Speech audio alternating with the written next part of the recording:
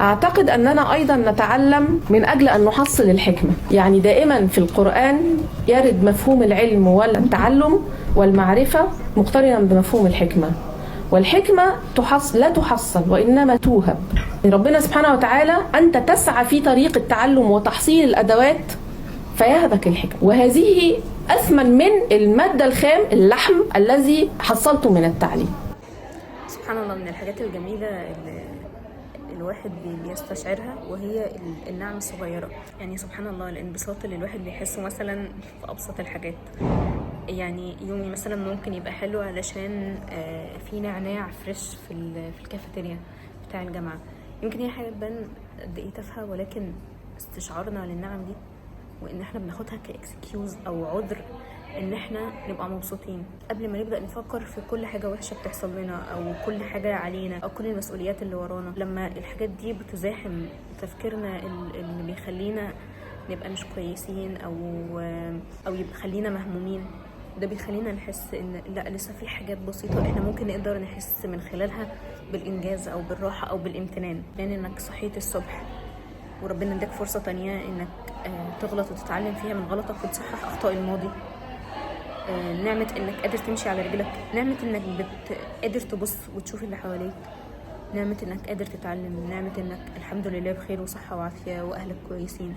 كل دي نعم احنا مش مستشعرينها ومش مدركين لمدى اهميتها الا لو فقدناها بعد الشر. تعودوا دايما على الامتنان او الجراتيتيود للحاجات الصغيرة، لان دي بجد حاجه جميله قوي بتحسسكم بالراحه كده خلال اليوم. لسه في راوند الكوميونتي دايما بحس ان المواد اللي بتبقى كلها دش او حفظ او كده مش بعرف افانكشن فيها كويس، واتوقع اغلبنا كده. والواحد دايما بيحاول يطلع باستفاده على قد ما يقدر من اي ماده هو بيتعلمها، حتى لو حاجه بسيطه، حتى لو حاجه واحده بس، احسن من انه يطلع بلا اي حاجه. الحمد لله يعني على كل شيء، وربنا يجعل علمنا علما ينتفع به. يعني دايما بجد فكروا في موضوع ان دايما العمل والعلم مهمين جدا، واهم من العلم هو العلم اللي بينتفع به فعلا. والعلم اللي بينتفع به بطرق كتير قوي، في طرق كتير قوي انت ممكن تخليها ابليكابل للعلم اللي انت بتتعلمه ده، بغض النظر عن اي علم انت بتتعلمه، مش الطب بس، لا، علوم، تجارة، آداب، حقوق، أي حاجة، أي علم أنت ممكن تتعلمه أنت ممكن تطلع منه فايدة حلوة قوي وتعلم بيها غيرك وتعلمه وتفهمه حاجة أو تنور له حاجات في دماغه هو مش فاهمها، أو تشرحه لأي حد حواليك. سبحان الله احنا مش عارفين تأثير الفراشة بيبقى عامل ازاي على اللي حوالينا. فحاولوا تتعلموا العلم بكل حب كده وأريحية، وتجددوا النية في طلب العلم علشان ربنا يفتح عليكم ويشرح صدركم ويخليكم تنتفعوا باللي اتعلمتوا بيه. ودي اهم حاجه يا جماعه. يا جماعه في بعض الحاجات في اللايف ستايل لو الواحد غيرها حياته بتتظبط او صحته بتتظبط. يعني مثلا عيانين السكر او الضغط او كده، اول حاجه بتقولها لهم ان هم يمانج حياتهم ويغيروا اللايف ستايل بتاعهم. مثلا لو عيان سكر فهتقوله يظبط اكله، يقلل سكر، يعمل رياضه، يحافظ على صحته بشكل عام. لو عيان ضغط برضه هتقول له مارس حياتك احسن، ما تحاولش ان انت تتعصب او تتضايق على حاجات بسيطه، قيس الضغط باستمرار، ابعد عن العلاقات المؤذيه او الناس المؤذيه، ظبط اكلك، اشرب ميه كتير، ابعد عن الحاجات المملحه وقلل ملحك في الاكل عموما. وهكذا في اغلب الامراض. مثلا تكيسات المبيض برضو، يعني دايما الدكاتره بينصحوا البنات ان هم يمارسوا رياضه، يحطوا لهم ليميت في الوزن معين ما يتخطوش الليميت ده، يشربوا ميه كتير، يقيسوا السكر التراكمي باستمرار، وهكذا. يعني فانا حاسه ان الموضوع برضو بينطبق على ابعد واوسع من ده كله. مانجينج اللايف ستايل برضو بيحسن في المنتال هيلث. لو انت مثلا ستريسد من حاجه معينه، خد اكشن في الحاجه دي، سواء انك تبعد عنها او تتعلم ازاي تتعامل معاها بطريقه مختلفه. لما الطريقه اللي بتخليك تتعامل مع الحاجه دي بتجيب لك ستريس، فمعناها ان طريقتك غلط، او ممكن تبقى المشكله في الحاجه نفسها. فمن هنا هتبدا تفكر يا اما تغير الحاجه دي وتبعد عنها، او الشخص ده وتبعد عنه، او تتعلم ازاي تتقبل الحاجه دي او تتقبل العيب اللي في الشخص ده. مثلا هناخدها على موضوع الدراسة. لو انت مثلا استرس بسبب الدراسة ان وراك حاجات كتير، فانت هتفضل استرس في اطار الدراسة طول ما انت مش متحرك، طول ما انت مش قادر تاخد خطوة. فانت يا اما تاخد خطوة انك تذاكر، يا اما تاخد خطوة انك ما تذاكرش وتعمل حاجة تانية مفيدة، زي انك تعمل رياضة، تقرأ كتاب، تقرأ قرآن، تتعلم حاجة تانية. المهم انك يعني ما تسيبش نفسك في الاسترس بتاع الحاجة المعينة اللي انت بتعملها. لو انت في الحاجة اللي مخليك متوتر، يا اما تغير الحاجة دي وتعمل حاجة تانية، والا هتفضل في نفس الحالة. يعني مفيش حاجة هتتغير طول ما مفيش حاجة اتغيرت. saying that you will do the thing isn't doing the thing. يعني انك تفضل تتكلم عن الحاجة مرارا وتكرارا مش معناها انك بتعمل الحاجة. يعني اعمل الحاجة، just ان انت تعمل الحاجة او تعمل فعل علشان تستنى رد فعل او تستنى تغيير، يعني عموما بشكل عام. فبس والله يا اصدقاء، حاسه ان انا راضيه عن نفسي النهارده في المذاكره او الاداء او كده، ولكن عايشين على الامل ان بكره يبقى احسن، مع النيه ان بكره يبقى احسن، مع افعال حاليه تثبت صدق النيه. ان شاء الله بكره يبقى يوم احسن واعرف انجز فيه اكتر.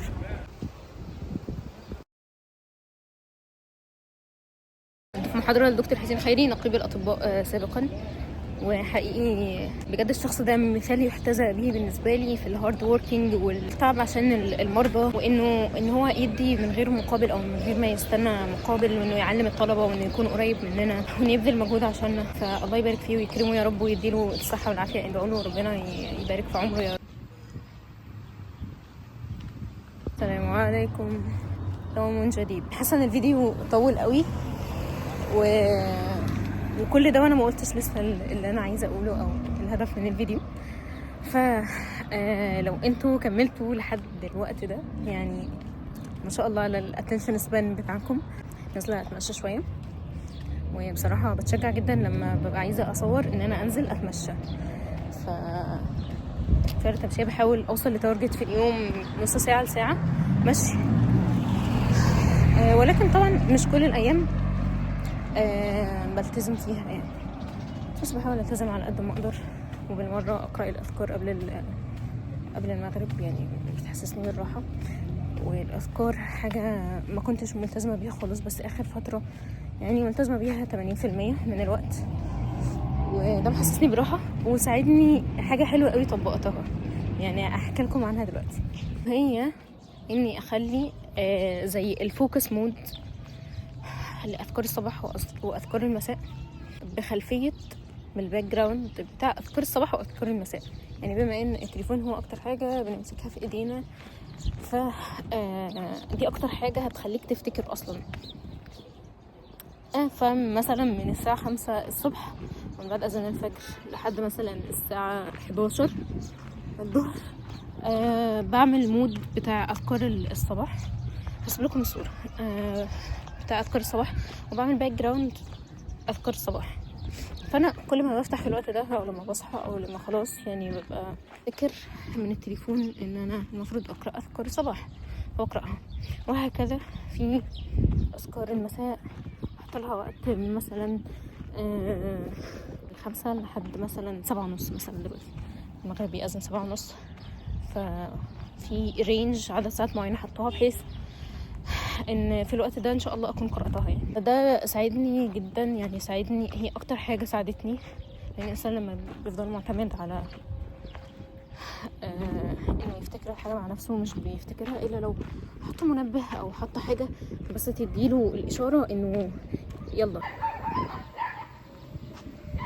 كده بيجروا ورا القطة. سبحان الله، كل حيوان عنده المقومات والمؤهلات اللي تخليه يعرف يهرب. كان في مدرس أثر على حياتي في 3 ثانوي من خلال جملة واحدة بس هو قالها.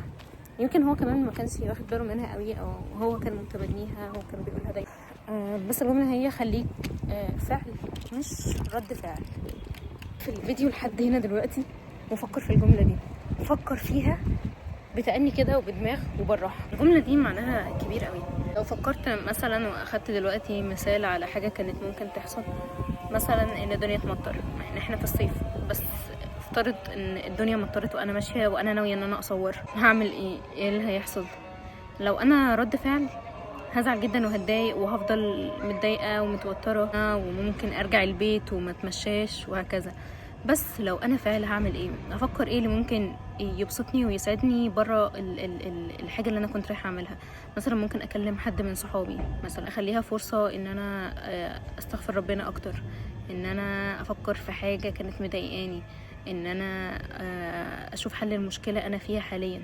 كلها افعال انا اللي مسكت القياده في دماغي ساعتها واتحكمت في ايه اللي انا هعمله في الموضوع ده. نوضح لكم الموضوع باختصار. خلينا نفكر في حاجتين.